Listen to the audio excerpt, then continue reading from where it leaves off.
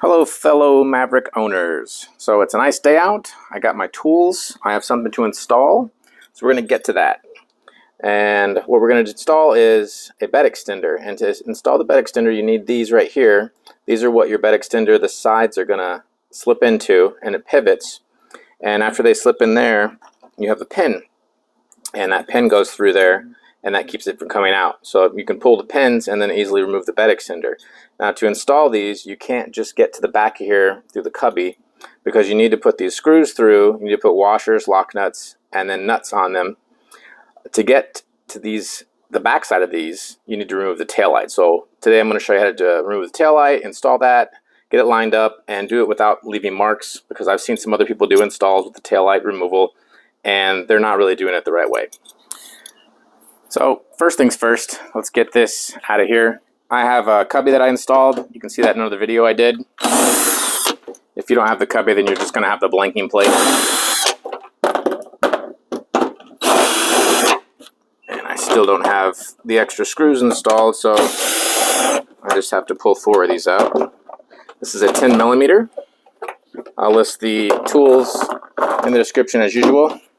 Oop. Now we're going to also need to get this tie down out of the way. Forgot to grab that. Let me get the correct torque size.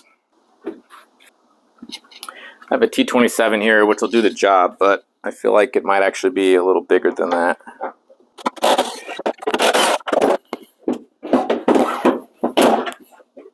Alright, now we have access to get in there to do what we need to do with the taillight, but first we're going to remove a couple other screws. And for these taillights, first thing you want to do is we're going to remove these 2 screws here. These are 5/16, and they're actually just pretty coarse threaded screws. They're going into a plastic. Okay, you can see you're getting some movement here from the taillight, and I'll show you the next step. So from here, if you're really good with pry tools, you can do what a lot of other people are doing. They're using a plastic pry, and they're putting it around the outside edge of the taillight. So what we're trying to do is there's 2 pins, and I'll show you those when I pull this taillight out. You're going to try and pull the taillight toward the back, or pop the back open. But what we're going to do is we're going to reach in here, and you can feel, when you get your hand on there, you're going to see there's a couple of those posts. You can feel where the taillight's still connected, and you're going to push outward. There's one, and I can feel the other post up higher, and there's 2. That way you're not going to possibly scratch your truck or mar it up by using the pry tools. Okay. And you can see right here are posts that we pulled out. We pulled those out of right here and here. On this one, this white retainer is actually supposed to stay in the truck. So the white is supposed to stay in there, and then you should just have a metal pin. If this happens, don't worry. You can still put that through. Try and make sure that you retain the little felt washer here, the little black piece. And then once you get that out, you're going to unclip the taillight. So right down on the bottom here, here's a clip.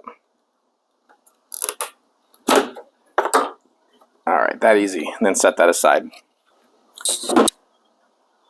Okay, when you are installing these, I recommend you're going to use your bolt, your screw, machine screw, a washer, a lock nut, and obviously your nut. I would also use some thread locker. I usually use medium on everything. That way I can still pull it apart if I need to.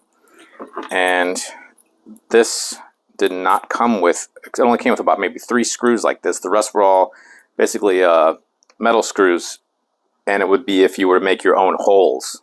And since the Maverick already comes with holes, which is nice, that's great, but most of these, a lot of these bed extenders, they're not going to include the actual machine screws and nuts, and washers, and everything. So you'll need to find some of these that fit. You just need to make sure the head, the screw will fit right in here, and in here. The other part's a flat one right here, so that's not as important. But that's what I would use in combination to put those on. I'm not going to get into installing that, but you're going to have to reach behind and do that. Another quick tip while I'm thinking about it is these metal centers. So let me see if I can back this up for a little bit. But this is the metal piece that goes in the middle of the bed extender. And you would slide the sides in or out on this piece to adjust to the width of your truck. So that's why they can sell these bed extenders, so they work on different trucks. This bed extender said it worked on a Maverick, but it didn't because it wouldn't actually go small enough. I couldn't slide the sides. I couldn't slide the sides in far enough on this, so I had to actually cut this. I cut about 1.5 inches off each side. I even sprayed dry Teflon lube beforehand to try and slide it further in, but it still wouldn't work. So I've cut this down, and I think that should fix it. I can show you what the final product is, but right now I'm going to go ahead and put everything together on this side, and then I'll get back to putting the taillight in with you. I had to record this. I actually had a chance and a reason to use the claw. Yep, I dropped one down there, and it actually wasn't, it was aluminum, it wasn't steel, so the magnet didn't work on it. Here's another quick little tip. When you're putting these screws in and you're trying to get the back on, take your Phillips on the outside. Hopefully you have a cordless. You can still use your regular one if you don't have one, but the cordless one, stick it on here, and you'll be ready to actually go ahead and spin the screw. And when you're taking your other hand and you're putting it back here and putting the nut on, you can just hold the nut on with the 2 fingers and then start turning it with your cordless screwdriver. It'll really help you get the nuts started on there. Okay, first put your tail light back in. Obviously, plug in electrical connection there. Make sure that your wiring is tucked up in here. And then you're going to aim those back posts, put those in the holes. And then you're going to just smack those, get them lined up. And now you're going to just put your screws in on the sides. So get your screws started. Always do those by hand.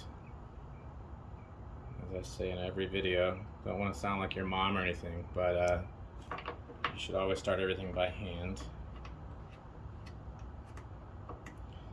And once you get those in, get them to where they're a little bit snug. These actually take a little more force than you would think.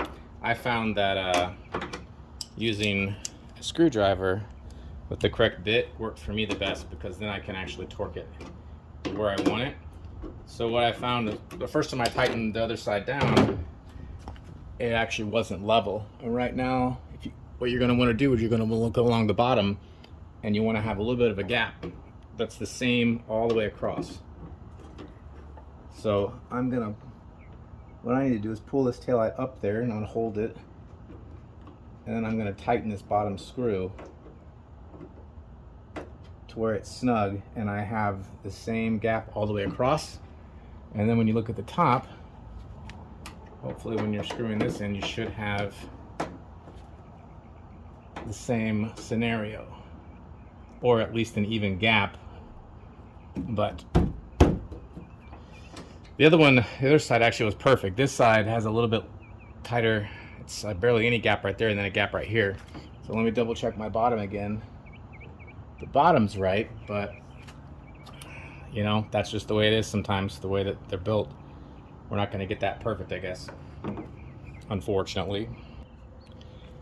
Okay, so since I'm not going to be satisfied with the taillight actually touching the body, and because I don't want it to rub off paint and everything, I went ahead and loosened both up again, and I've pulled the taillight down some because I do want a gap. Even if it's not even, I want to keep this away from the body.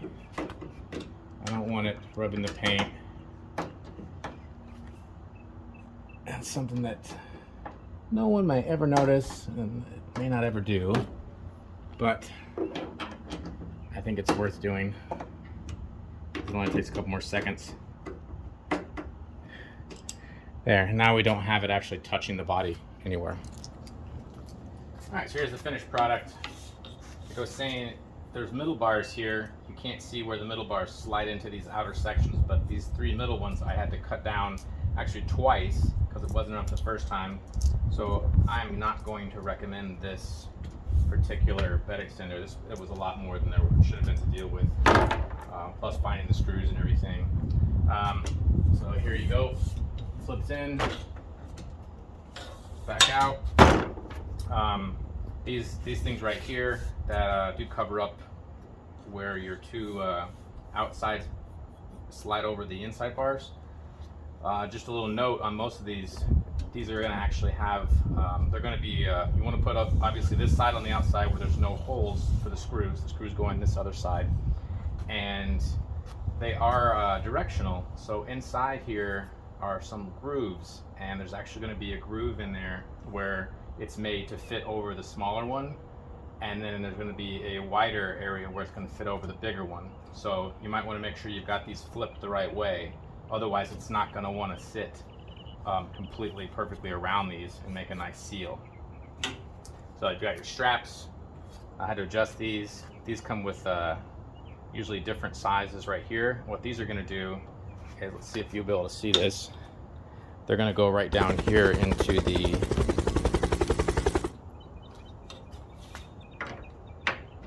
latch. That's right where your latch actually latches for the tailgate when it goes up. And so you just put that in there. You want to adjust your straps, make sure you've got at least some good tension so it'll hold this down. And then whenever you want to release this, you just pull your handle just like you're going to open your tailgate. And I'd recommend when you're flipping this back up, slide these to the center. That way these aren't going to be hitting your wheel wells and chipping those up and just rattling them all the time. But overall, it should be much more simple than what I had to deal with. I'll look at some other bed extenders. If I can find some good ones that I know have these real reviews, I'll put a link to those in the description. I hope these tips helped. If they did, go ahead and give me a thumbs up and subscribe if you'd like to see some more. Thanks.